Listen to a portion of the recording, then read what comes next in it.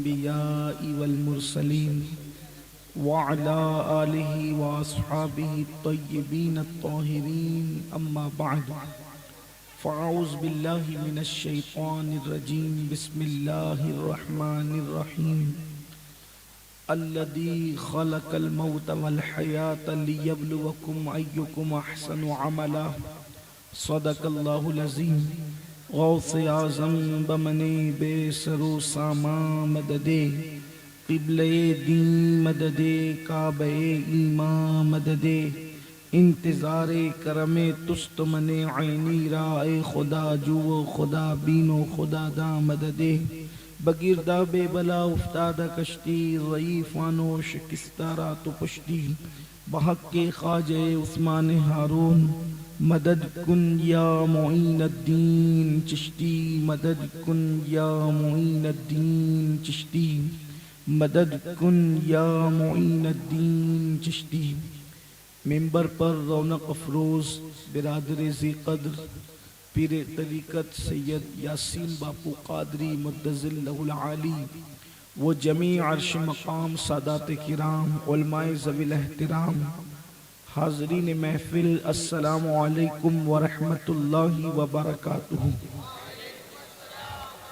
انتہائی احترام و عقیدت کے ساتھ اپنے اور ساری کائنات کی مرکز عقیدت دانائے سبل مولائے کل ختم الرسل خسرو خوباں سیاح لامکاں وجہ کن فکاں در اللہ المکنون سر اللہ المخزون عالم ما کانا وما یکون آب و گل انبیاء جانو دل اصفیاء مطلع ہر سعادت مقطع ہر سیادت خلاصہ کائنات فخر موجودات حضور احمد مجتبی محمد مصطفیٰ ارواحنا فدا صلی اللہ تعالی علیہ وآلہ وصحبہ وبارک وسلم کی بارگاہ بے کس پناہ میں جس طریقے سے پڑھاؤں بلند آواز سے میرے ساتھ مل کر پڑھیں الصلاۃ والسلام علیک یا رسول اللہ،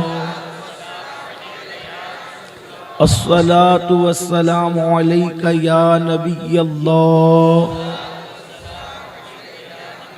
الصلاۃ والسلام علیک یا حبیب اللہ وعلا آلک واصحابک یا نور اللہ صلی اللہ تعالی علیہ وسلم۔ اندھیرا گھر اکیلی جان دم گھٹتا دل اکتاتا، اندھیرا گھر اکیلی جان دم گھٹتا دل اکتاتا، خدا کو یاد کر پیارے وہ ساعت آنے والی ہے۔ آج کی یہ محفل بہت مختصر وقت کے لیے منعقد ہوئی ہے، 10 بجے تک ہمارے پاس ٹائم ہے اور مختصر سے وقت میں کچھ معروضات پیش کرنے کی سعادت حاصل کرنا ہے۔ اللہ تبارک و تعالی قرآن مجید میں ارشاد فرماتا ہے الذی خلق الموت والحیات لیبلوکم ایکم احسن عملا، کہ ہم نے زندگی اور موت کو پیدا کر کے تمہارا امتحان لیا، تمہیں آزمایا کہ تم میں کون تھوڑی سی زندگی کو پا کر اچھا عمل کرتا ہے۔ یعنی زمین کے اوپر ہمارے آنے کا مقصد صرف اور صرف اچھا عمل ہے، اور اللہ نے یہ جو زندگی ہمیں دی ہے یہ کھیل کود کے لیے نہیں دی، یہ رنگریلیوں کے لیے نہیں دی، یہ جرائم اور گناہوں کے لیے نہیں دی، بلکہ اللہ فرماتا ہے کہ ہم نے تمہیں آزمایا کہ کون تھوڑی سی زندگی کو پا کر اچھا عمل کرتا ہے۔ اچھے عمل کے لیے زمین پر آئے ہیں۔ اگر مختصر الفاظ میں اس آیہ کریمہ کا مفہوم پیش کیا جائے تو گویا کہ یوں کہا جا سکتا ہے کہ اس دنیا میں آئے ہو، اس دنیا کی تیاری کے لیے، یہ ختم ہونے والی دنیا جسے چھوڑ کر کے جانا ہے۔ اللہ اکبر۔ یہاں میرے میرے نوجوان موجود ہیں، مائیں اور بہنیں بھی موجود ہیں، اللہ اکبر، ہم وہ نہ ختم ہونے والی دنیا کی تیاری کے لیے آئے ہیں، لیکن اس دنیا کے گورکھ دھندوں میں ہم پھنس گئے، اس دنیا کے جرائم میں ہم پھنس گئے، اس دنیا کے اندر گناہوں کے اندر ڈوب گئے۔ ہماری راتوں کو دیکھیے، ہماری صبح کو دیکھیے، ہماری شام کو دیکھیے، سب دنیا دنیا دنیا کے اندر مصروف ہے۔ میرا اللہ قرآن میں فرماتا ہے الہاکم التکاثر حتی زرتم المقابر، کہ ہلاک کر دیا تم کو مال کی زیادہ طلبی نے، ہلاک کر دیا تم کو مال کی محبت نے، یہاں تک کہ تم قبر کے دہانے پر پہنچ گئے۔ اللہ اکبر، مال مال، میرا مال، میری اولاد، میری بیوی، میرے بچے، میری دکان، میرا مکان، میرا کاروبار، انسان اسی میں ڈوبا ہوا ہے۔ لیکن اے غافل انسان، جس دن موت سے تیری آنکھیں بند ہوگی، تیری روح کا رشتہ تیرے جسم سے ٹوٹ جائے گا، اس وقت نہ تیری بیوی تیرے قبر میں ساتھ جائے گی، نہ تیرے بچے تیری قبر میں ساتھ جائیں گے، نہ تیرے دوست تیری قبر میں ساتھ جائیں گے، نہ تیرا مال تیری قبر میں ساتھ جائے گا۔ اللہ اکبر، یہ اونچے اونچے مکان پر جو تو غرور کرتا ہے، جو تو گھمنڈ کرتا ہے، جو نرم نرم گدوں پر لیٹ کر تو اللہ کی نافرمانی کرتا ہے، یہ سب کے سب یہیں رہ جانے والا ہے، اور تجھے جانا کہاں ہے؟ اسی کو قبر کہتے ہیں۔ کروڑ پتی کو بھی 2 گز زمین ملتی ہے، اور فقیر کو بھی 2 گز زمین ملتی ہے۔ اللہ اکبر، سب کو اتنے ہی کا کفن ملتا ہے، جن کا کروڑوں اور اربوں خربوں کا بینک بیلنس ہے، وہ بھی اتنا ہی کفن لے کر جاتا ہے جتنا بھیک مانگنے والا کفن لے جاتا ہے۔ مجھے بتاؤ، اللہ اکبر، اپنے مال کے غرور میں اللہ کو بھولنے والوں، اپنی طاقت کے نشے میں خدا کو فراموش کرنے والوں، اپنی دولت کے نشے میں اللہ کی عبادت سے دور بھاگنے والوں، مجھے بتاؤ، کیا جو فقیر کفن لے جائے گا اس سے زیادہ کفن کوئی مالدار لے جائے گا؟ اللہ اکبر، جس قبرستان میں بازو میں فقیر سو رہا ہوگا، وہیں اربوں پتی خربوں پتی بھی تو سو رہا ہوگا۔ کہاں ہے بڑی بڑی کمپنیوں کے مالک؟ کہاں ہے بڑی بڑی سلطنتوں کے مالک؟ کہاں ہیں ان کی قبریں؟ کہاں ہیں ان کی قبروں کا نشان؟ اللہ اکبر، ان کے واقعات ہمیں دعوت عبرت دے رہے ہیں۔ اچھی طرح کان کھول کے سن لو، اگر آخرت کی تیاری نہیں کی تو قبروں کا نشان بھی مٹ جائے گا، اور اگر آخرت کی تیاری کر کے اللہ کو راضی کر لیا، 800 سال بھی مرنے کو بیتیں گے تو تمہارے گنبد ایسے چمکیں گے جیسے غوث و خواجہ کے گنبد چمکتے نظر آ رہے ہیں، جیسے شاہ عالم کے ڈنکے بجتے نظر آ رہے ہیں۔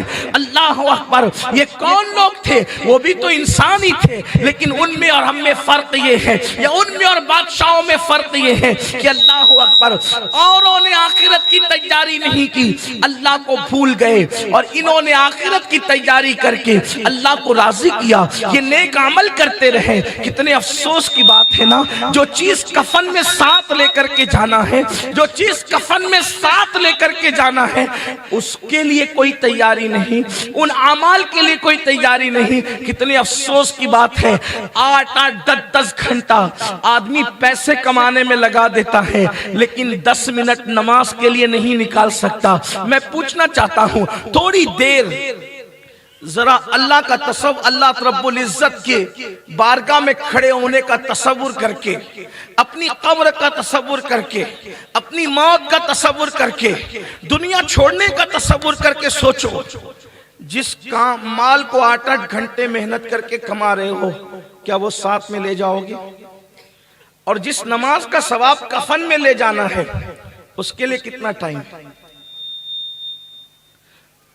اس کے لیے کتنا وقت ہے؟ آج مسلمان کو نماز کے لیے ٹائم نہیں۔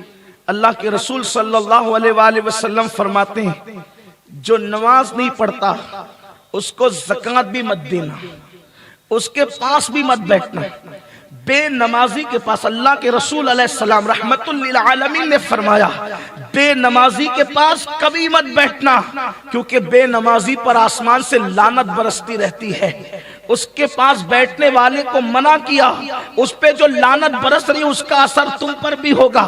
میرے آقا علیہ السلام نے حضرت سیدنا ابو ہریرہ سے فرمایا، اے ابو ہریرہ، اے ابو ہریرہ، ہو سکے تو تو بے نمازی کے قریب کبھی مت بیٹھنا، اس لیے کہ ان پہ لعنت برستی ہے۔ میں آپ سے پوچھنا چاہتا ہوں اے میرے آقا صلی اللہ علیہ وآلہ وسلم کے دیوانوں، جس ابو ہریرہ کو اپنے صحابی کو اللہ کے رسول بے نمازی کے قریب بیٹھنے سے منع کر رہے ہیں، کیا وہ بے نمازی یہ سمجھتے ہیں کہ اللہ کے حبیب ان سے پیار کرتے ہوں گے، اللہ کے حبیب ان سے محبت کرتے ہوں گے، اللہ کے حبیب کی نگاہ رحمت ان پر ہوتی ہوگی؟ جو رسول اپنے اصحاب کو بے نمازی کے پاس بیٹھنے سے منع کر دے، اللہ اکبر، وہ رسول کتنے بیزار ہے بے نمازیوں سے۔ آقا فرماتے ہیں جو صحت کی حالت میں نماز چھوڑ دے، اللہ کے رسول فرماتے ہیں اللہ نہ اس کی شہادت قبول کرے، نہ اس کی امانت قبول کرے، نہ اس کی زکوٰۃ قبول کرے، اور یہاں تک میرے آقا فرماتے ہیں اللہ اس سے بیزار، اللہ کے رسول اس سے بیزار، میں محمد اس سے بیزار۔ اور اللہ رب العزت کے محبوب فرماتے ہیں اللہ ان پر قیامت میں نگاہ رحمت نہیں فرمائے گا، اللہ تبارک و تعالیٰ ان کے لیے جو ہے وہ عذاب سخت فرما دے گا۔ اوروں کو جتنا عذاب ملے گا اس سے دگنا عذاب بے نمازیوں کو ملے گا۔ آپ سے پوچھنا چاہتا ہوں اپنا بھلا کرنے والوں، اپنا بھلا سوچنے والوں، اپنے بچوں کا بھلا سوچنے والوں، کتنی حیرت کی بات ہے 8-10 گھنٹہ اس مال کے لیے محنت کر رہے ہو جس کو لے کر نہیں جانا، 10 منٹ کا وقت اللہ کی عبادت کے لیے نہیں نکال رہے ہو، مگر یاد رکھنا اس دنیا میں پہلی اور آخری مرتبہ آئے ہو، پچھتاؤ گے اور صرف پچھتاؤ گے۔ جس وقت روح کا رشتہ جسم سے ٹوٹ جائے گا اس وقت صرف پچھتاؤ گے، مگر اس وقت کا پچھتانا کام نہیں آئے گا۔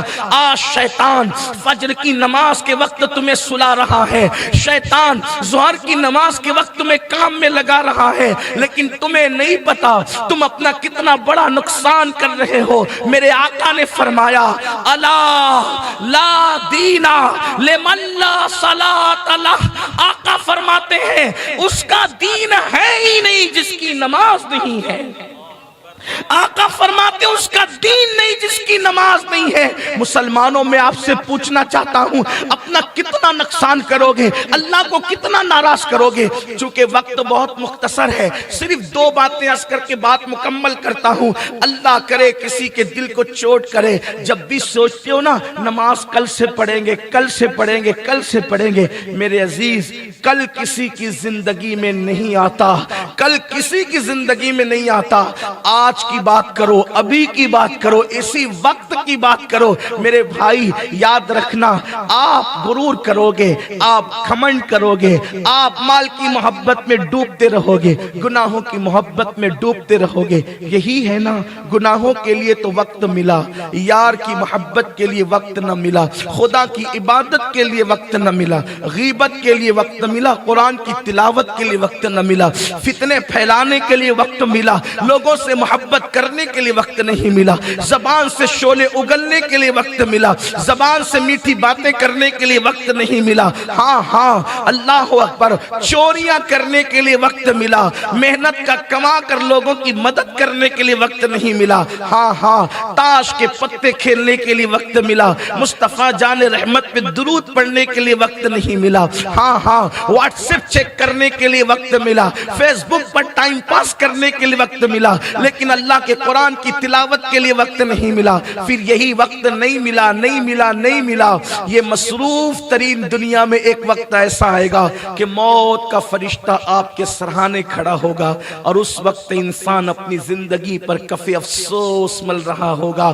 آپ سے پوچھتا ہوں بہت ہوشیار ہونا، زندگی کا جو دن گزر گیا کبھی اس کو لا کر کے بتا دو، نہیں لا سکتے۔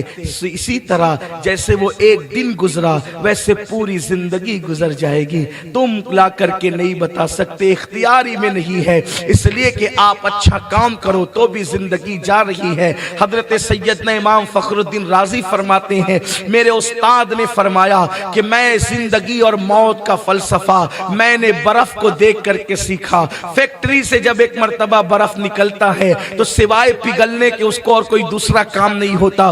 جیسے فیکٹری سے برف نکلتا ہے اور پگھلتا ہی رہتا ہے، ایسے ہی انسان ماں کے شکم سے نکلتا ہے اور اس کی زندگی گھٹتی رہتی ہے۔ اب اپنی زندگی بڑھ نہیں رہی ہے، گھٹتی ہی جا رہی ہے۔ میرے عزیز، ہوشیار برف والا کون؟ جو جلدی جلدی سے پگھلنے والا برف بیچے اور نہ پگھلنے والے پیسے اکٹھا کرے۔ اسی طرح سے پگھلنے والی زندگی کو خرچ کر کے نہ پگھلنے والی نیکیوں کا ذخیرہ اکٹھا کر لو، قبر کا سامان کر لو، آخرت کا سامان کر لو۔ ہاں اور ورنہ ایک دن آئے گا۔ علامہ جلال الدین سیوطی شرح الصدور میں ایک واقعہ لکھتے ہیں، اس کو اور اس کے بعد ایک روایت کو سن کر کے میں اپنی بات سنا کر مکمل کرنا چاہتا ہوں۔ امام سیوطی لکھتے ہیں، ایک بادشاہ تھا، اللہ نے بڑی دولت دی، اللہ نے بڑا مال دیا، اللہ نے بہت حکومت دی، سلطنت دی، سب کچھ دیا، بالکل آپ کی اور میری طرح، یعنی اللہ نے اس کو نوازا تھا جیسے اللہ نے تمہیں اور مجھے نوازا ہے۔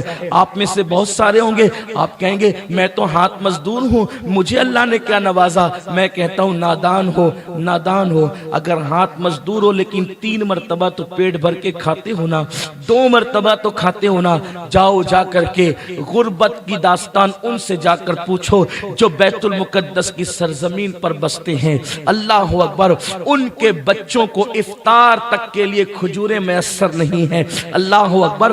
ہم نے غربت نہیں دیکھی ہندوستان والوں، آج غریب سے غریب ہندوستانی جو ہے دن میں 2 مرتبہ پیٹ بھر کر کھانا کھاتا ہے۔ اگر راستے میں کوئی فقیر بھی ہے، آپ رات میں 2 بجے اس کو کھانا دے تو کہے گا بابا میں کھا چکا ہوں، اللہ اکبر۔ آج یہ دن ہے، اللہ نے آپ کو بھی نوازا، ہم کو بھی نوازا، رزاق کو بھول گئے رزق دیکھ کر، دولت کے نشے میں دولت دینے والے خدا کو بھول گئے۔ ایسے ہی اس بادشاہ کا بھی حال ہوا۔ میری مائیں اور بہنیں بھی یہاں پر موجود ہیں، اللہ انہیں سیریل کے لیے وقت ہے، خدا کی عبادت کے لیے وقت نہیں۔ عورتیں آپس میں بیٹھ کر غیبت کے لیے وقت نکالتی ہیں، اللہ کے لیے وقت نہیں۔ عورتیں کہتی ہیں مولانا میرے 3 بچے، میں کیسے نماز پڑھوں؟ میں کہتا ہوں میری بہن تیرے 3 بچے ہیں، سیدہ کائنات مخدومہ کائنات سیدہ فاطمہ کے 5 بچے تھے، اور ہر عورت کا اس دور میں اگر جلدی بچے کی ولادت ہو جائے تو کم سے کم 1 سال کا گیپ ہوتا ہے، لیکن سیدہ کے یہاں تو 6 مہینے کے گیپ پر بچوں کی ولادت ہوئی تھی۔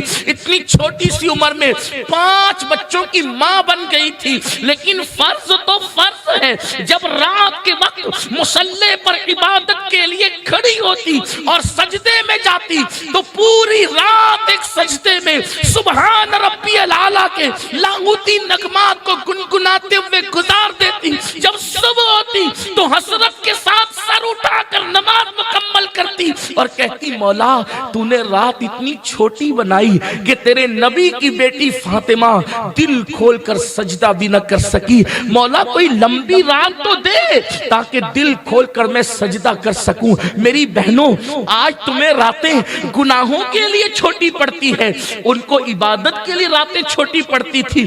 چکی خود ہی چلاتی ہے، آٹا خود ہی پیستی ہے، پانی خود ہی بھرتی ہے، کپڑوں کی صفائی خود ہی کرتی ہے، کھانا خود ہی پکاتی ہے، لیکن قربان جائے چکی چل رہی ہے، قرآن کی تلاوت ہو رہی ہے، بچوں کو لوریاں دے رہی ہے، قرآن کی تلاوت ہو رہی ہے، گھر کا کھانا پک رہا ہے، قرآن کی تلاوت ہو رہی ہے۔ کو سوچو تو صحیح، گویا کہ سیدہ بتا رہی ہے ایسے ناکام اور گندے بہانے مت بناؤ۔ کون کہتا ہے عورتیں عبادت نہیں کر سکتی؟ سیدہ نے بتایا جب میں چکی چلاتے چلاتے قرآن کی تلاوت کر سکتی ہوں تو بھی مکسر میں مسالہ پیستے پیستے قرآن کی تلاوت کر سکتی ہے۔ اگر میں حسن کو جھولا دیتے ہوئے تلاوت قرآن کر سکتی ہوں تو بھی غلام حسن کو جھولا دیتے ہوئے تلاوت قرآن کر سکتی ہے۔ اللہ اکبر۔ لیکن عبادت نہیں کرنا ہے مطلب نہیں کرنا ہے، شیطنت رگوں میں بس گئی، خون میں شیطان دوڑنے لگا، سب کے لیے وقت ہے، رب کے لیے وقت نہیں تو اللہ اکبر ایک وقت آنے والا ہے. امام سیوطی لکھتے ہیں بادشاہ کو دولت ملی, نعمت ملی, مغرور ہوا, خدا کو بھول گیا, اللہ کی عبادت کو بھول گیا. ایک دن اس نے کہا آج میری شان لوگ دیکھیں گے, آج میری شان لوگ دیکھیں گے. یہ دماغ سے نکال دو, لوگ میری شان دیکھیں گے. ہماری کوئی شان نہیں, ہماری کوئی شان نہیں, کوئی شان نہیں. کب تک؟ جب تک جنت میں داخل نہیں ہو جاتے کوئی شان نہیں. شان کی باتیں ختم کرو, رو اللہ کی بارگاہ میں گڑ گڑاؤ, عاجزی کرو. کس کا خاتمہ ایمان پر ہوگا اس کی کوئی گارنٹی نہیں, اس لیے بہت شان کی باتیں نہ کیا کرو. اللہ اکبر.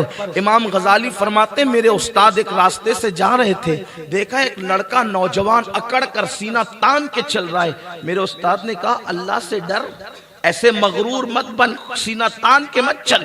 ایسے آج کل ہمارے لڑکے نوجوان تھوڑی سی باڈی بن جاتی تو سینہ تان کر کے چلتے ہیں. اسلام کہتا ہے سینہ تان کے مت چل, عاجزی سے چلو, اللہ سے ڈر کے چلو, خوف سے چلو, خشیت سے چلو, غرور مت کرو, گھمنڈ مت کرو.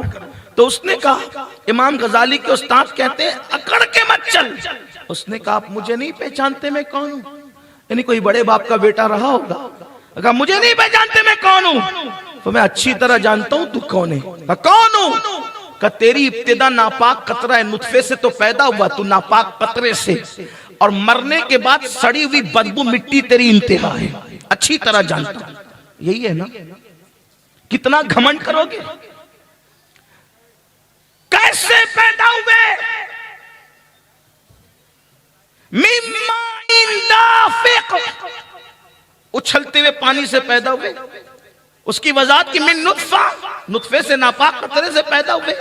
اور ہونا کیا ہے؟ وفیہا نعیدکم, مٹی میں ملا دیے جاؤ گے, مٹی ہو جاؤ گے, کچھ نہیں ہو. اس لیے بہت بڑے نہ بنا. دولت بھی اللہ نے تو کہو تیرا شکر ہے, اس قابل نہ تھا. اولاد دی تو کہو شکر ہے, اس قابل نہ تھا.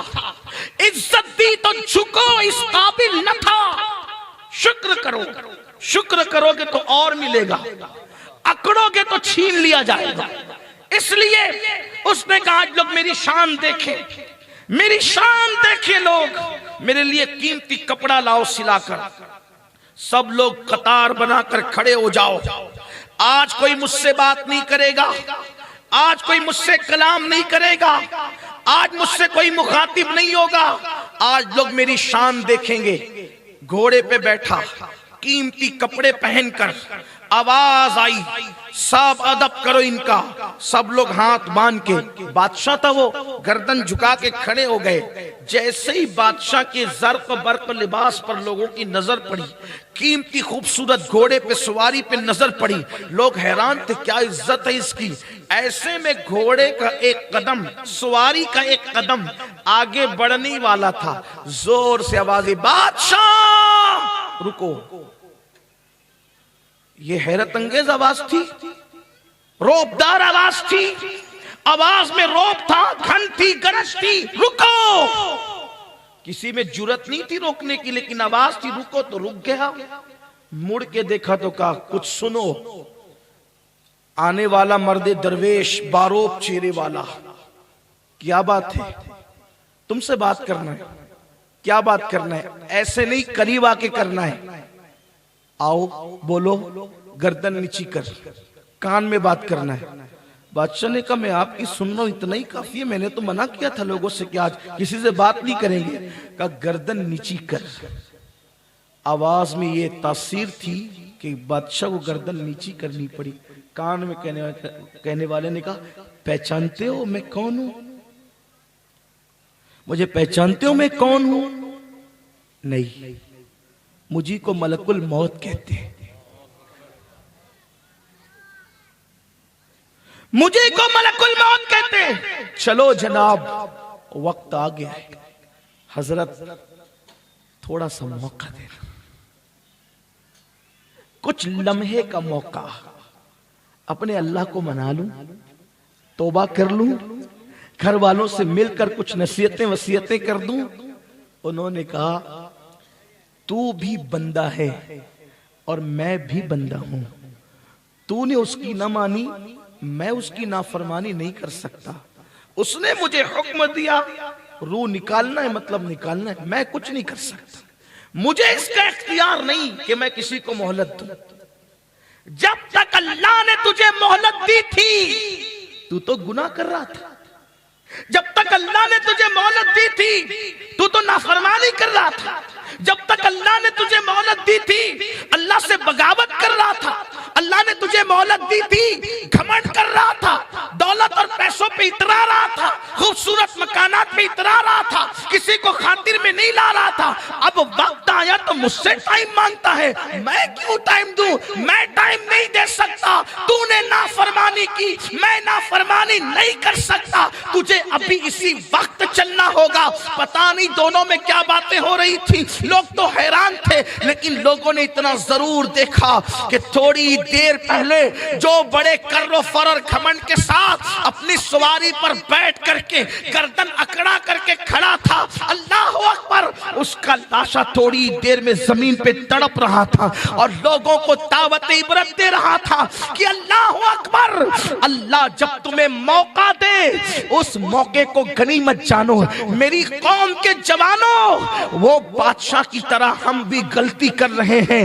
ہم بھی اکڑ گئے, ہم بھی گھمنڈی ہو گئے, ہم بھی دولت کے, جوانی کے, حسن کے نشے میں, فریب میں شیطان کے ہاتھوں اغوا ہو گئے.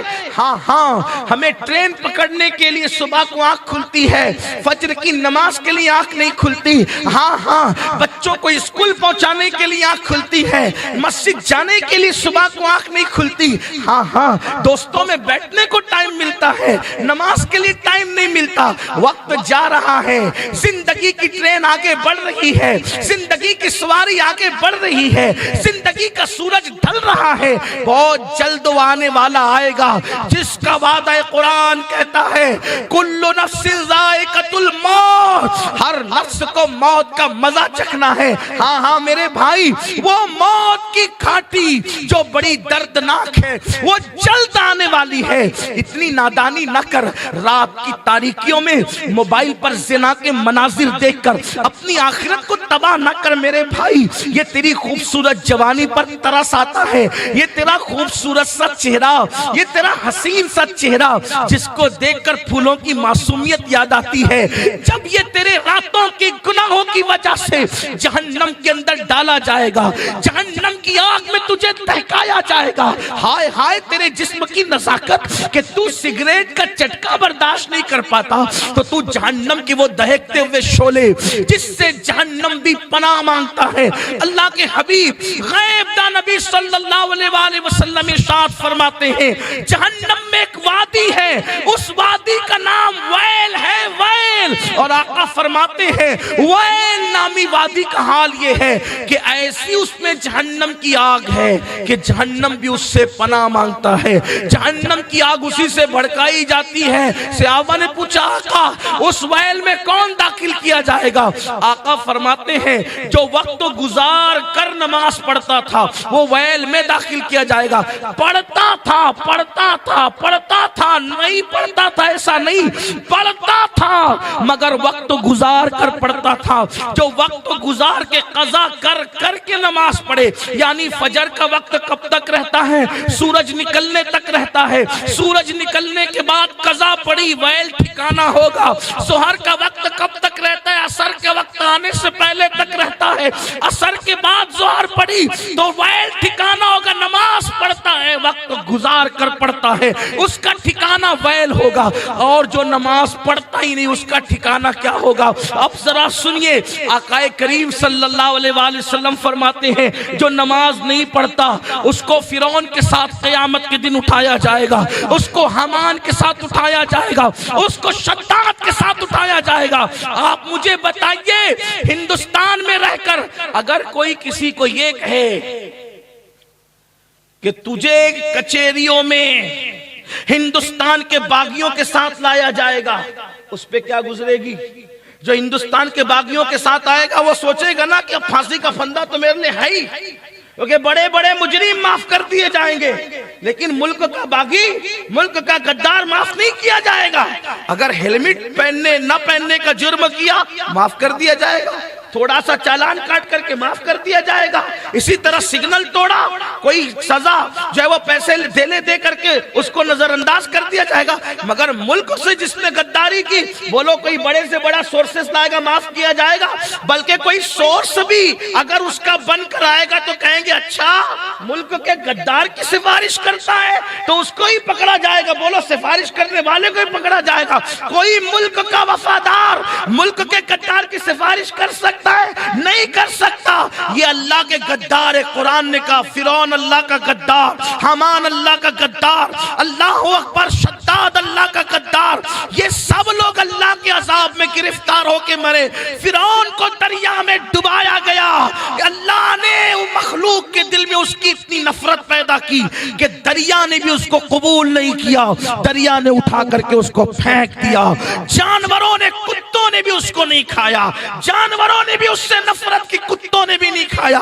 زمین نے بھی اس کو جگہ نہیں دی. آج وہ عبرت کی دعوت دے رہا ہے اور وہ ایک میوزیم میں پڑا ہوا ہے, ننگا پڑا ہوا ہے اور عبرت کی دعوت دے رہا ہے. خدا وہ رسول سے بغاوت کا انجام کیا ہے. لیکن بے نمازی کس کے ساتھ اٹھیں گے؟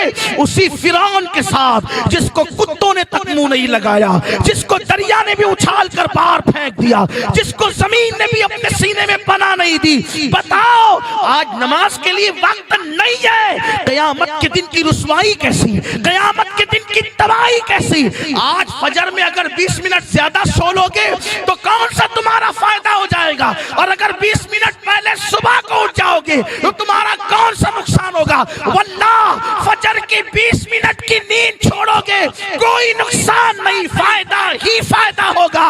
کیونکہ میرے نبی نے فرمایا جو نماز پڑھتا ہے اللہ اس کے چہرے کو منور کرتا ہے. جو فجر کی نماز میں اٹھتا ہے اللہ اسے دولت سے مالا مال فرماتا ہے. جو مسجد کی طرف فجر میں پیدل چل کے جاتا ہے قیامت کے دن اللہ اس کو عرش کا سایہ عطا فرمائے گا.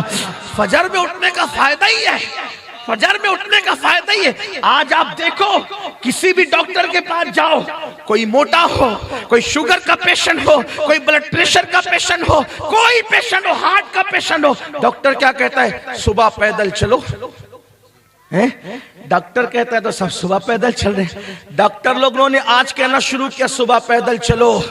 میرے نبی نے 1450 سال پہلے کہا فجر کی نماز میں پیدل مسجد جاؤ. حضور چلا رہے, ہر نماز میں اونٹ پر آؤ, گھوڑے پر آؤ, خچر پر آؤ. صحابہ کو کچھ نہیں کہا, لیکن فجر میں کہا پیدل مسجد آؤ. فجر میں کہا پیدل مسجد آؤ. اب آپ کہیں گے یہ فجر کی کیا خاص بات ہے؟ سب لوگ صبح چلا رہے ہیں. حیرت یہ ہے جن مذہب میں صبح اٹھنے کی تعلیم نہیں وہ مذہب کے لوگ صبح اٹھ رہے ہیں, اور جس مذہب میں فجر کا حکم ہے الصلاۃ خیر من النوم کی صدا ہے, وہ مذہب کے لوگ 3 بجے رات تک کے ہوٹلوں پہ بیٹھ کر کے کرسیاں توڑتے ہیں. 2 بجے رات تک کے مسلمانوں کے محلوں میں دیکھ لو گپ شپ کرتے ہوں گے, ایسی ہانکتے ہوں گے. 3-4 بجے جا کر کے سوئیں گے اور 12-1 بجے تک کے اٹھیں گے. یہی ہے. کیسے ترقی ہوگی, کیسے ترقی ہوگی؟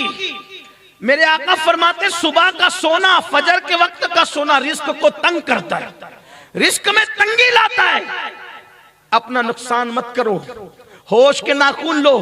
احمد آباد والو, آپ بڑے بڑے خطیبوں کو سنتے ہیں, میں کوئی خطیب نہیں, لیکن ایک فقیر غوث پاک کی چوکھٹ کا آپ کے دروازے پر صدا لگانے آیا ہو.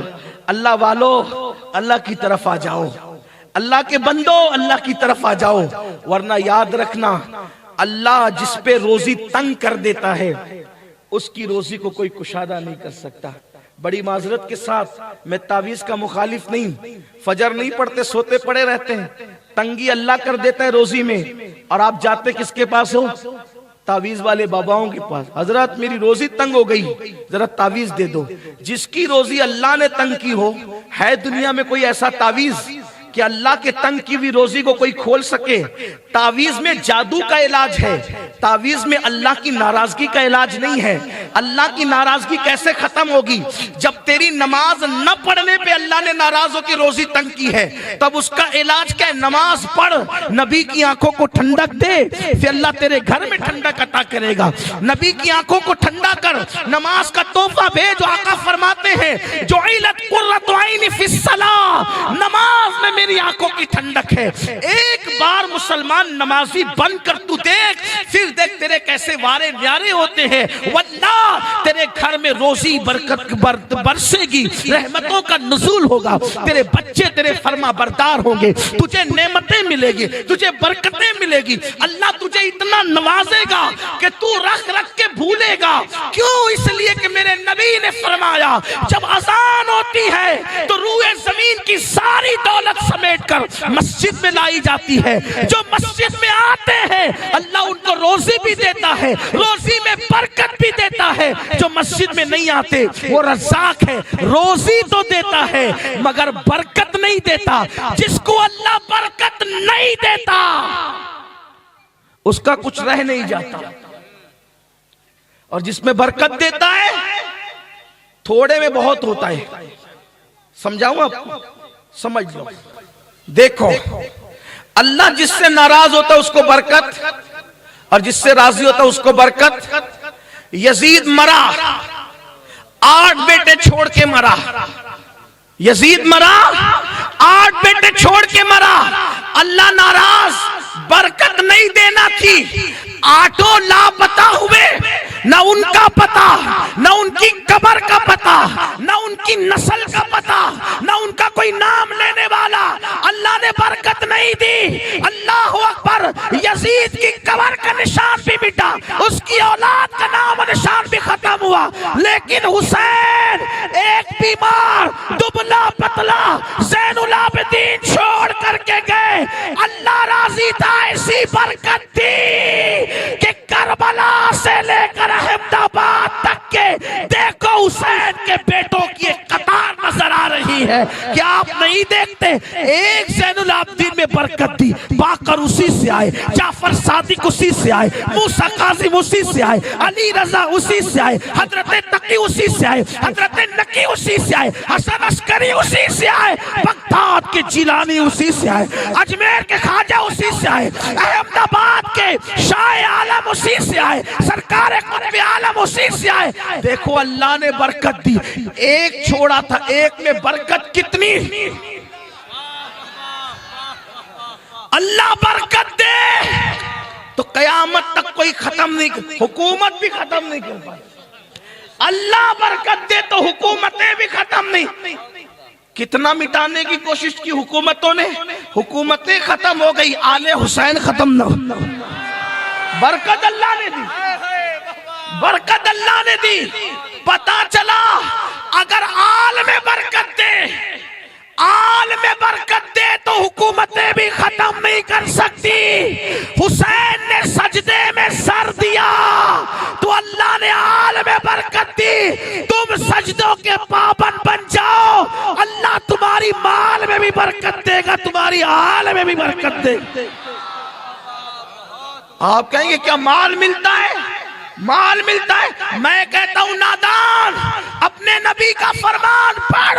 اللہ کے رسول نے فرمایا جب بندہ سجدہ کرتا ہے تو خدا اور بندے کے درمیان کے سارے پردے ہٹا دیے جاتے ہیں۔ ارے جب سجدے میں خدا مل جاتا ہے تو کائنات کی کون سی نعمت نہیں ملتی۔ جو سجدے میں خدا ملتا ہے کیا نہیں مل سکتا۔ آؤ سجدے کے پابند بنو، غلطی نہ کرو۔ رات میں کوئی کام نہیں ہے تو جلدی سو، صبح کو جلدی اٹھو۔ مجبوری ہے دیر سے سوتے، چلو دیر سے سو، لیکن جلدی اٹھو۔ آپ کہیں گے نہیں اٹھ پاتا ہوں، میں کہتا ہوں نماز کی اہمیت دل میں پیدا کر، کیونکہ پلین پکڑنے کے لیے آنکھ کھلتی ہے نا آپ کی۔ اگر کسی دن فلائٹ پکڑنی ہے تو آنکھ کھلتی ہے نا، تو جب فلائٹ کے لیے کروڑوں فلائٹ سے بڑھ کر ہے ایک وقت کی نماز، کیونکہ فلائٹ چھوٹے گی تو کوئی نقصان نہیں آپ کا آخرت کا، لیکن ایک وقت کی نماز چھوٹ گئی تو اللہ کے رسول فرماتے وہ اللہ کے ذمہ کرم سے باہر ہے۔ آقا فرماتے وہ میرے ذمے سے باہر ہے، سنیو نماز کے پابند بنو۔ دوسری بات اور آخری بات کہ یہ دنیا ہے،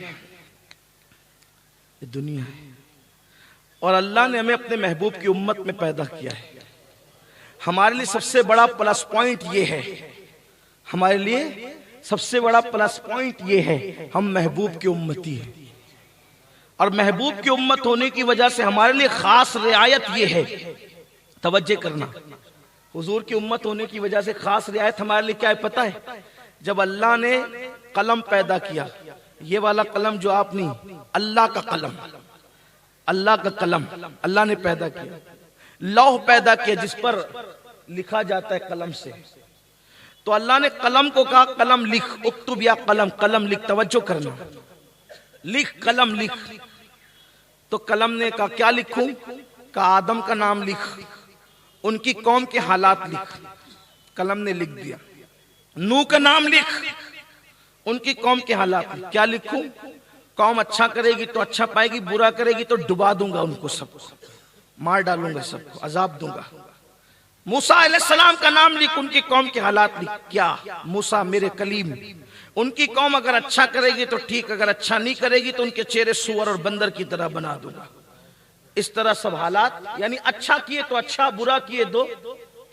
آخری میں باری آئی آمینہ کے لال کی، عبداللہ کے لخت جگر کی، ہم سب کے آقا کی، مصطفیٰ کریم کی، رؤوف الرحیم کی، طٰہٰ و یاسین کی، مزمل و مدثر کی، جو سو جائیں تو معراج منامی، جو جاگے تو خدا سے ہم کلامی، جو معراج پر جاتے تو ان کے لیے سبحان الذی اسریٰ آتی ہے، جو لوٹ کر آتے تو والنجم اذا ہوا آتی ہے، مکے میں چلے تو لا اقسم بہذا البلد کہا جاتا ہے، کمبل کو اوڑھ لے تو یا ایھا المدثر کہا جاتا ہے، صحابہ میں بیٹھ جائیں تو یا ایھا المزمل کہا جاتا ہے، زلفیں چہرے پر اترا اترا کر آ جائے تو واللیل آ جاتی ہے، اور اگر انداز دل ربانہ سے سور جائے تو پھر والضحیٰ نازل ہوتی ہے، اگر نگاہیں جھکے تو انا انزلنا آتی ہے، اور فکر سے نگاہیں اٹھے تو قد نرا کو نازل کیا جاتا ہے، اگر محبوب کے دل میں خیال آ جائے تو قبلہ بھی بدل دیا جاتا ہے۔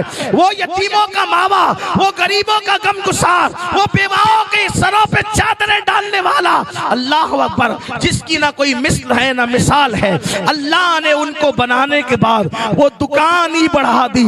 رخ مصطفیٰ ہے وہ آئینہ کہ اب ایسا دوسرا آئینہ نہ ہماری بزم خیال میں، نہ دکان آئینہ ساز میں، ان کو دیکھا تو خسرو کہہ اٹھے پری پیکر نگارے، سر و قد لالا رخسارے، سراپا آفت دلبود شب جائے کہ من بودم، اگر ان کو جامی دیکھ لے خواب میں تو کہنے لگے آیات قرآن اب رویت، تفسیر قرآن گے سویت، روئے تو قرآن ماں ایمات ہوئی، اگر اہل سنت کا امام ان کو دیکھ لے خواب میں تو پکار اٹھے اللہ کی سر تاب قدم شان ہے، یہ انسان ہے، انسان وہ انسان ہے، یہ قرآن تو ایمان بتاتا ہے انہیں، ایمان یہ کہتا ہے میری جان ہے، یہ وہ کمال ہے اس میں حضور ہے کہ گمان نقص جہاں نہیں، یہی پھول خار سے دور ہے، یہی شمع ہے کہ دعا نہیں، کروں تیرے نام پہ جا فدا، نہ بس ایک جا دو جہاں فدا، دو جہاں سے بھی نہیں جی بھرا، کروں کیا کروڑوں جہاں نہیں۔ ان کو دیکھنے والے دیکھ کر کے یہ کہتے ہیں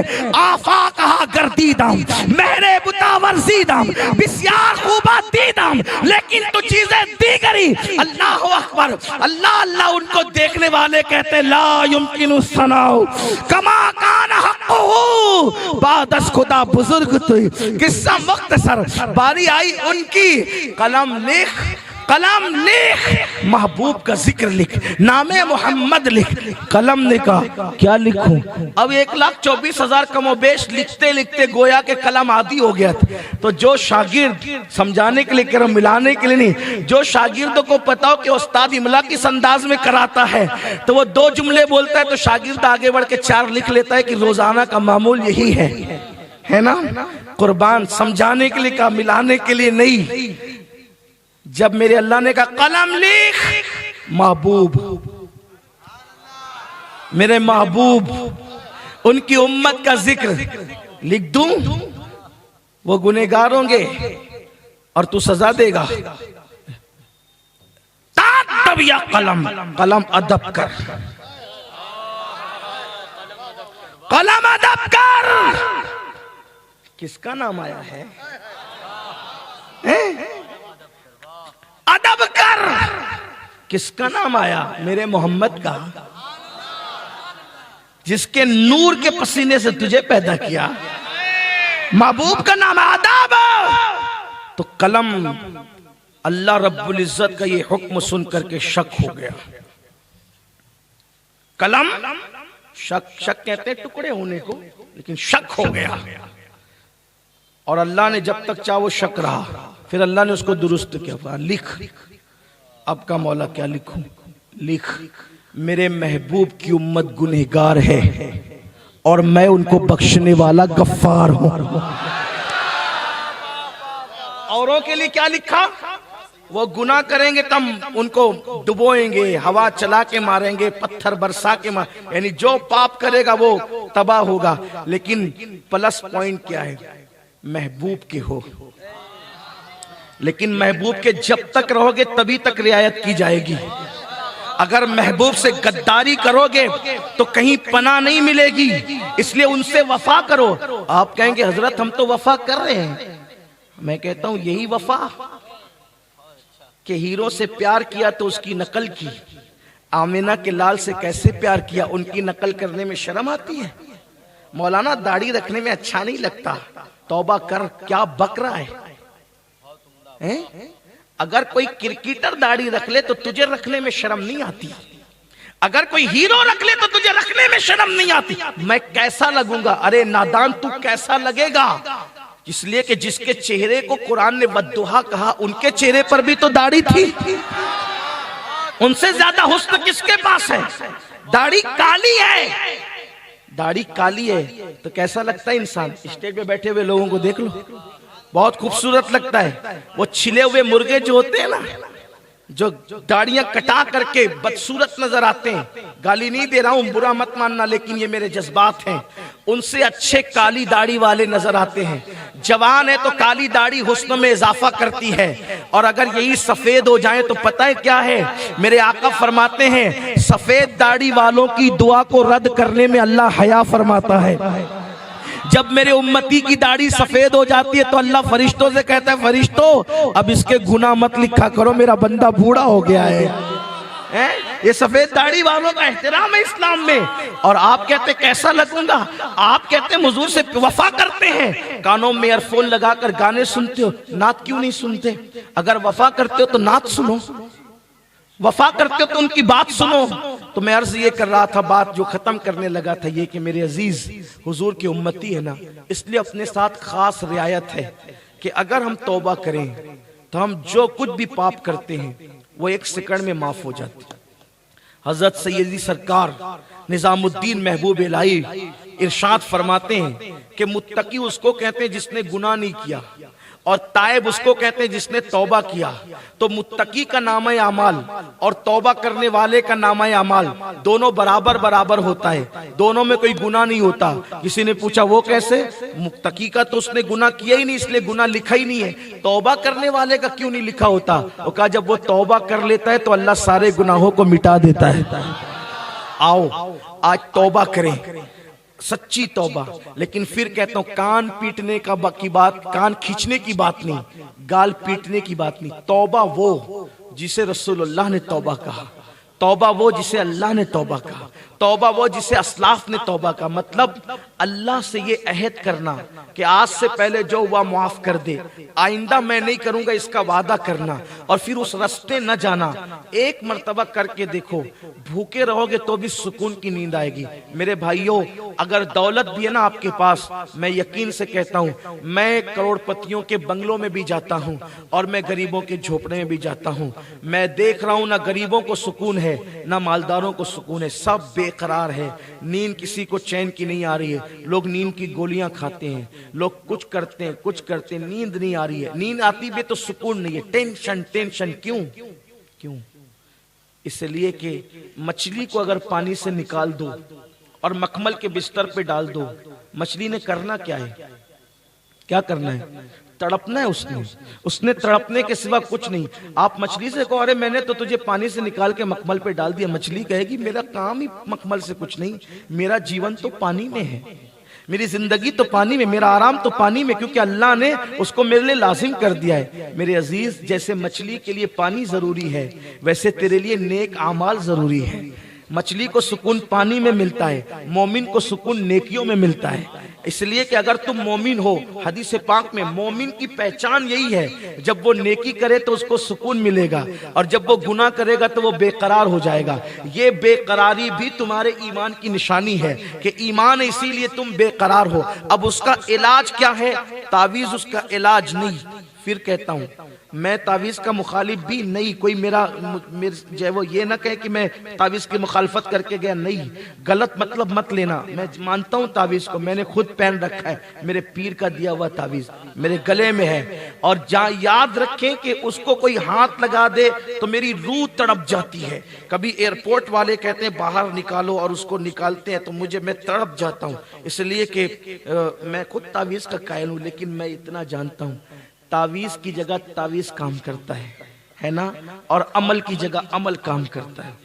ہاں، تقوی کی جگہ تقوی کام کرتا ہے.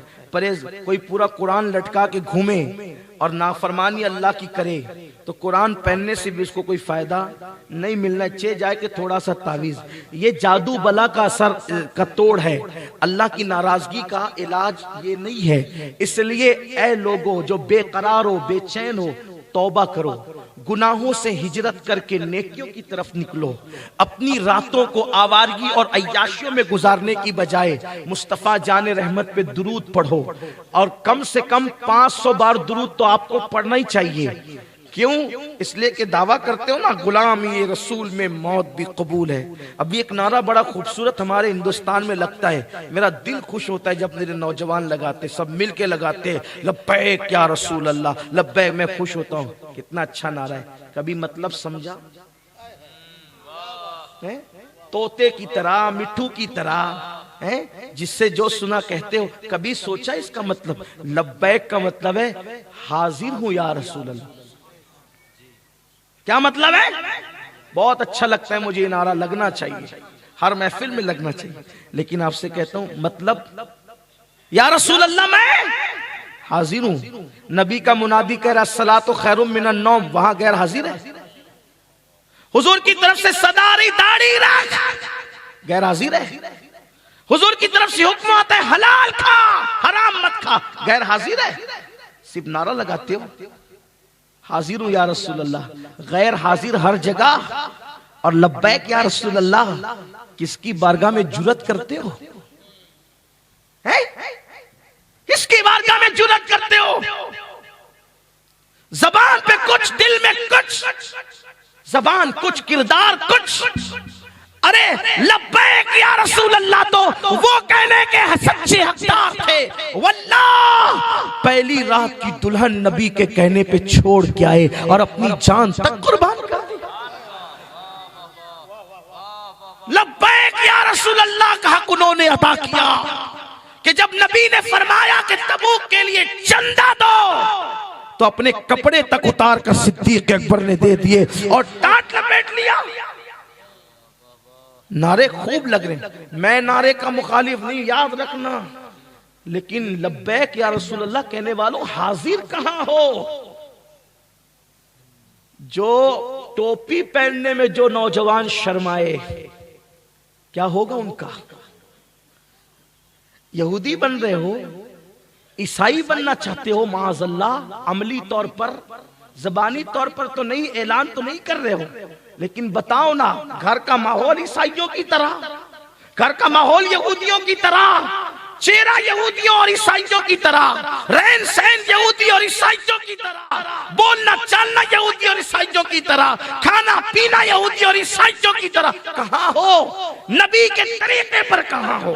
اللہ کے رسول کے طریقے پہ کہاں؟ لوگ کہتے ہیں مولانا ہماری قوم مرتد ہو رہی ہے، ہماری قوم مرتد ہو رہی ہے، وہ مسلمان نہیں ہو رہی، مسلمان ہونے سے نکل رہی ہے. میں نے کہا جن کے مرتد ہونے کے بارے میں تم باتیں کر رہے ہو، یہ کتنے مسلمان رہ گئے تھے وہ تو بتاؤ. جو جمعہ پڑھنے مسجد میں نہیں آتے تھے وہی تو مرتد ہو رہے ہیں. مجھے کوئی ایک ایسا بندہ بتا دو جو 5 وقت کا نمازی ہو, علماء حق کی صحبت میں بیٹھتا ہو, وہ مرتد ہوا ہو تو بتاؤ. جو جمعہ میں بھی نہیں آتے تھے, جو زنا کے اڈوں کو آباد کرتے تھے, جو حرام کھاتے تھے, جو اللہ رسول پہ اعتراض کرتے تھے, وہی بھاگ رہے ہیں. ورنہ جو علماء کے ساتھ رہنے والے وہ تو کہتے ہیں جان دے دیں گے, فاقے سے رہیں گے, سب کچھ برداشت کر لیں گے, لیکن واللہ یہ وہ نشہ نہیں جسے ترشی اتار دے. میں آپ سے گزارش کرتا ہوں, جو بات آخری کہنے چلا تھا طویل ہو رہی ہے, توبہ کرو, اللہ کو منا لو, سب گناہ معاف ہو جائیں گے سب, اور نئی زندگی گزارو. احمد آباد والو ایک نئی زندگی کا آغاز کرو, ورنہ آج اگر آپ نے توبہ نہیں کی نا شاید کل موقع نہیں ملے گا. اور ایک بات آپ کو کہہ دوں, جس نے بھی توبہ کی, جس نے بھی کی توبہ, میرے اللہ نے اس کو معافی کیا. جس نے بھی کی توبہ, ہر دروازے پر اگر آپ اپنے جرم کا اقرار کرو گے تو وہاں عزت جاتی ہے اور سزا ملتی ہے. میرے اللہ کی چوکھٹ وہ ہے, جب بندہ توبہ کر لینا اور اپنے جرم کا اقرار کر لے تو وہاں عزت نہیں جاتی بلکہ عزت بڑھا دی جاتی ہے.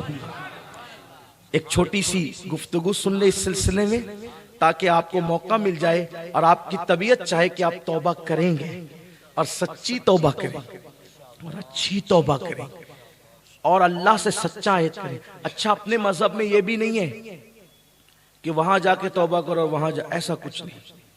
اپنے نبی کا وسیلہ لے کے جہاں بیٹھ کر تو نے توبہ کر لی, بس شرط ہے نبی کا, کیونکہ یہ اپنے باپ کی سنت ہے. ہمارے بابا آدم 200 سال تک روتے رہے, توبہ کرتے رہے, جواب نہیں آیا, لیکن جب کہا نا مولا نام محمد, پیارے مصطفیٰ کا واسطہ, محمد کا واسطہ معاف کر دے, تو پوچھا تو نے کیسے پہچانا میرے محمد کو؟ تو کہا مولا جب تو نے مجھے پیدا کیا تھا نا تو میں نے عرش کے پائے پہ تیرے نام کے ساتھ ان کا نام دیکھا, جنت کے دروازوں پر تیرے نام کے ساتھ ان کا نام دیکھا, حوروں کی پتلیوں پر تیرے نام کے ساتھ ان کا نام دیکھا. میں جان گیا جس کا نام اپنے نام کے ساتھ لکھا وہی تو محبوب ہو سکتا ہے. ارشاد ہوا آدم تو نے اپنے لیے مانگا نا, اگر میرے محبوب کا نام لے کر کے پوری کائنات کے انسانوں کے لیے مانگتا تو میں سب کو معاف کر دیتا. بات محبوب کی ہے, بس آپ سے یہی کہتا ہوں محبوب کو وسیلہ بنا کے, محبوب کے ساتھ وفا کر کے, انہی کو واسطہ بنا کے لے جاؤ اور پھر جہاں بیٹھ کے توبہ کرو, اللہ معاف کرے گا. آئیے ذرا سن لیجئے کہ زندگی کسی کی کیسے بھی گزری, لیکن اللہ کی طرف جو پلٹ جائے پھر میرا اللہ اس کو بڑی عزتیں دیتا ہے. ایک جوان جوانی کی دہلیز پہ قدم رکھتا ہے اور ایک لڑکی سے اس کو محبت ہو جاتی ہے. جوان ہر دور کے جوان ہیں, جوان ہر دور کے جوان. لوگ کہتے ہیں جوانی دیوانی ہوتی, میں بھی کہتا ہوں جوانی دیوانی ہوتی, لیکن فرق ہے.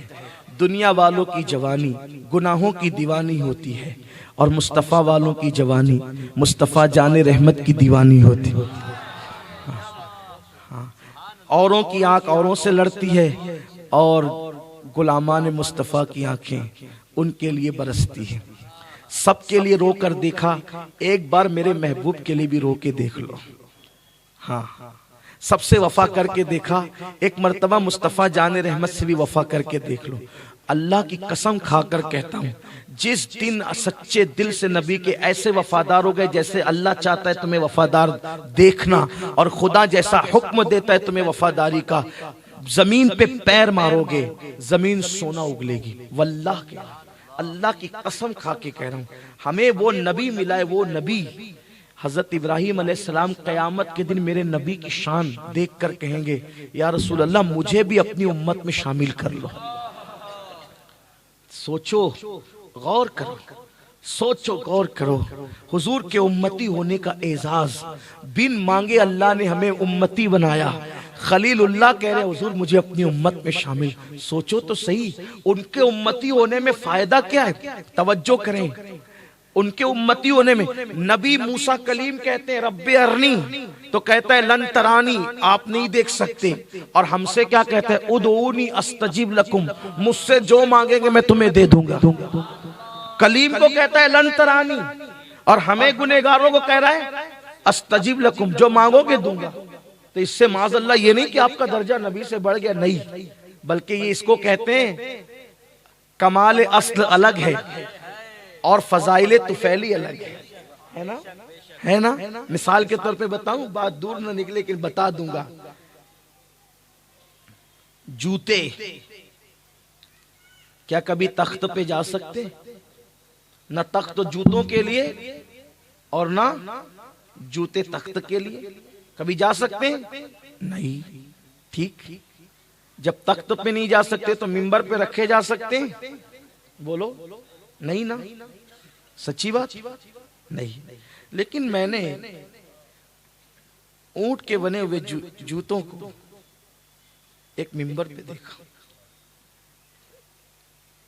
یہ جوتے ممبر پہ، کسی نے کہا ہوش کر، یہ مصطفیٰ جان رحمت کی نالین ہے۔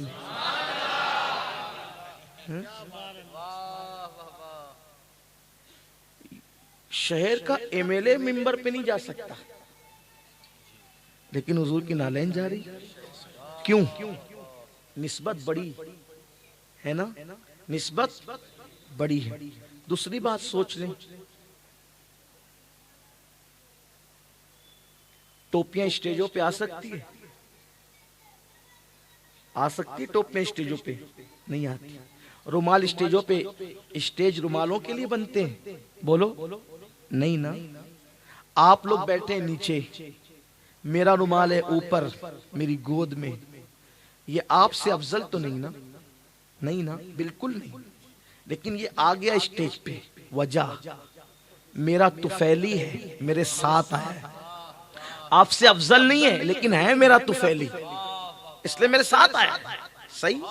ابھی تقریر کے بعد کسی کے گھر دعوت ہے، ٹھیک، بڑے بڑے مالدار نہ جائیں گے، لیکن میرے ساتھ جو دو چار لوگ یہ حضرات ہیں، حالانکہ یہ بھی بڑے لوگ ہیں، لیکن یہ میرے ساتھ جائیں گے، وجہ ان کو دعوت نہیں ہے، پھر بھی جائیں گے۔ کیوں؟ اس لیے کہ طفیلی ہے، طفیلیوں کو روکا نہیں جاتا، طفیلیوں کو ٹوکا نہیں جاتا۔ کمال اصل الگ ہے، فیضان طفیلی الگ ہے۔ تو موسیٰ اصل کے ساتھ ہے، اس لیے لن ترانی ہے، اور امت محبوب کے ساتھ ہے، اس لیے ادعونی استجب لکم کا مزدہ افضل نہیں ہوگی، محبوب کے اس لیے جو مانگو گے دیں گے۔ سوچو، خلیل کہیں گے مولا اپنی امت میں داخل کر لو، ہمیں بن مانگے ملا، دامن مصطفیٰ، قدر نہیں کر رہے ہو، اہمیت نہیں جان رہے ہو، تو حضور سے عشق کرو۔ بات چل رہی تھی، ایک جوان بغداد میں رہتا ہے اور ایک لڑکی سے آنکھیں چار ہو گئی، عشق ہو گیا۔ آج کل کے لڑکوں کی طرح ایسے گندا پن اس دور میں نہیں تھا، جو گندگی ہے نا، یہ گندگی نہیں تھی۔ دیکھو عشق ہر دور میں ہوا، لیکن عشق ہوا، گندگی نہیں ہوئی۔ آج عشق نہیں ہو رہا ہے، عشق کے نام پہ زنا ہو رہا ہے، عشق کے نام پہ گندگی ہو رہی ہے، عشق کے نام پہ آبرو لوٹی جا رہی ہے۔ یارو جس سے عشق ہوتا تھا نا، اس لڑکی کو دیکھا بھی نہیں جاتا تھا، یہ ہوتا تھا۔ ایسا نہیں کہ اس دور میں عشق نہیں ہوا، ہوا عشق، لیکن اس دور کی لڑکیاں بھی اور اس دور کے لڑکے بھی، ذرا سن لے تاریخ۔ عشق ہوا، اس نوجوان نے کہا ملو گی، ملاقات کرو گی، بات کرو گی، ٹھیک ہے، رات کو آنا، عشاء کے بعد آنا، بات چیت کریں گے۔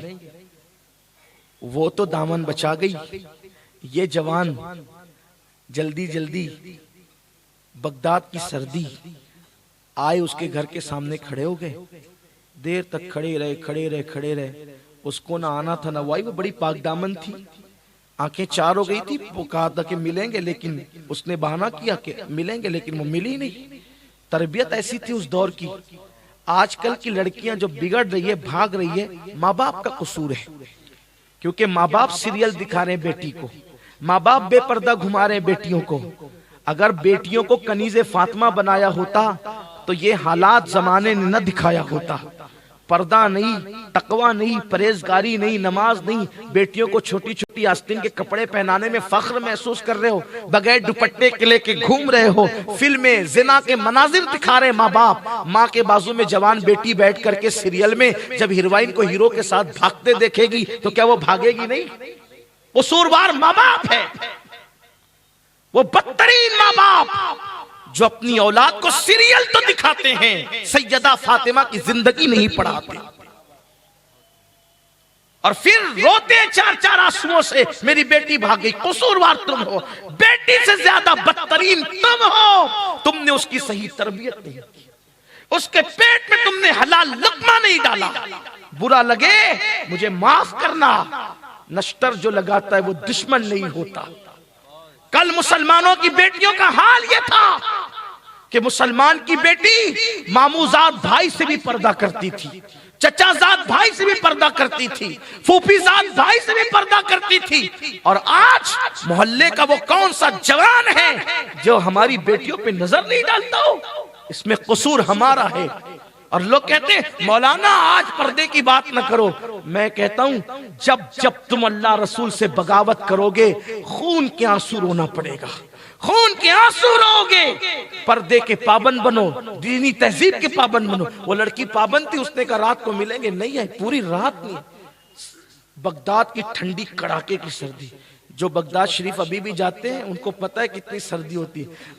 آج یہ سردی کا عالم ہے، تو آج سے 10,000 سال پہلے کی سردی کا عالم کیا، بلکہ اور پہلے اس وقت کی سردی کا، بڑی سردی کڑاکے کی۔ وہ کھڑا رہا حتیٰ کہ اذان شروع ہوئی۔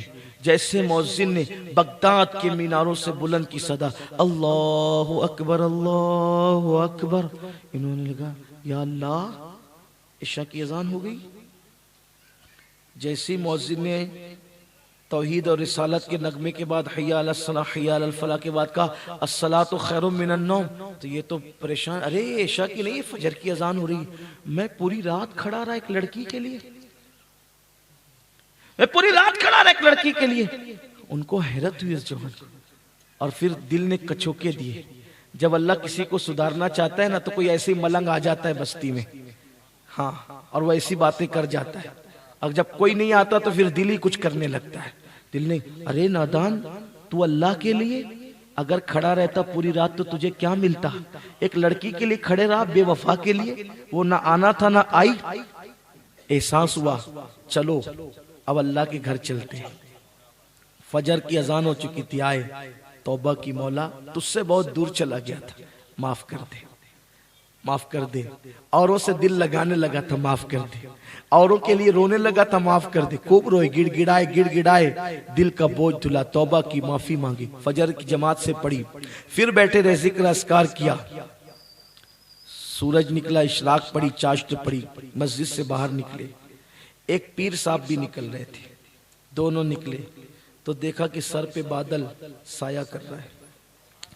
پیر صاحب نے کہا اے جوان، تیرے سر پہ بادل سایہ کرتے؟ کہا بابا ہم نے رات کیسے گزاری یہ ہمارا دل جانتا ہے، ہم پر بادل کیا سایہ کرے گا، یہ آپ اللہ والوں کا کام ہے۔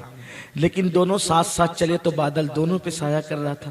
جب دونوں کا رستہ بدلا، راہیں مخالف ہوئی، تو پیر صاحب پہ بادل سایہ نہیں کر رہا تھا، اسی جوان پہ بادل سایہ کر رہا تھا۔